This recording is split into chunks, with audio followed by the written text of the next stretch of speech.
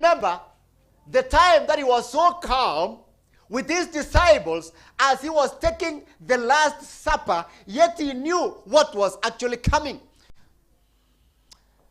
First, Corinthians 22:44 tells us that even he gave thanks during the Last Supper. He even gave thanks as he distributed the element at that time.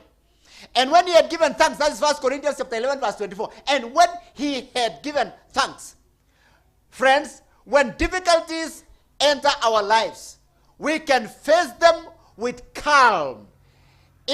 We can even be grateful because our assurance is with us that when we remember, God is in control. People can take you and with what you are doing, and they might not even recognize and realize what you are doing. Even at your home, your husband might not even recognize what you are doing, and might not even probably congratulate you for what you have done. So, can your wife? Your wife might not even celebrate you for what you have done in your family. And your children might not even celebrate you. They might not even appreciate you. But you to would it surprise you to know that men of faith, and especially those we read of them in the Bible, sometimes struggled with various challenges. We have people in the Bible who we are celebrating. When you hear of the name Job, it's a name that is being celebrated, isn't it?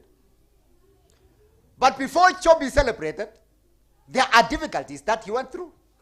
Talk about Hannah. Hannah in the Bible is celebrated. And probably, let me just give you a few examples of them. People who is celebrated in the Bible, but went through difficult times. And of course, language around human challenges, and diagnosis might be modern. But the struggle itself that we go through as Christians is timeless. In fact, the Bible is filled with people who knew and loved God and still wrestle with things like anxiety. They wrestle with things like depression. They wrestle with things, even societal thoughts for some of them. They wrestle with that. Each of these people in the Bible is a reminder that those of us who struggle with challenges are not alone. But beyond that, we can also learn valuable lessons from those who have gone before us in how they were able to deal with the challenges that came to them, and they were able to respond to their struggles to a point where she could not even eat.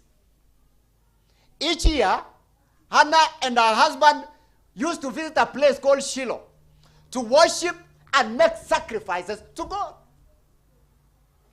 One particular year, Hannah is actually praying outside the temple, and the Bible says, in her deep anguish, Hannah prayed to the Lord, weeping bitterly. That is in verse 10, weeping bitterly. And Hannah's pleas to the Lord for a child are sorrow, and not just sorrow, but also so desperate that the priest who sees her praying outside the temple actually said, this lady is drunk.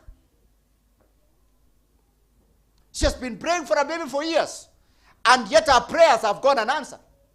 We can only imagine how she must have felt. Confused, ashamed, disappointed, worn out. And what was the result? God gave her a child by the name Samuel. Amen? Amen.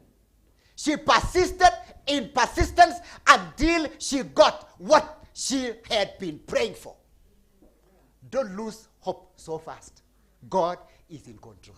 Amen. Talk about Elijah. Elijah actually reached a place of burnout. A servant of God.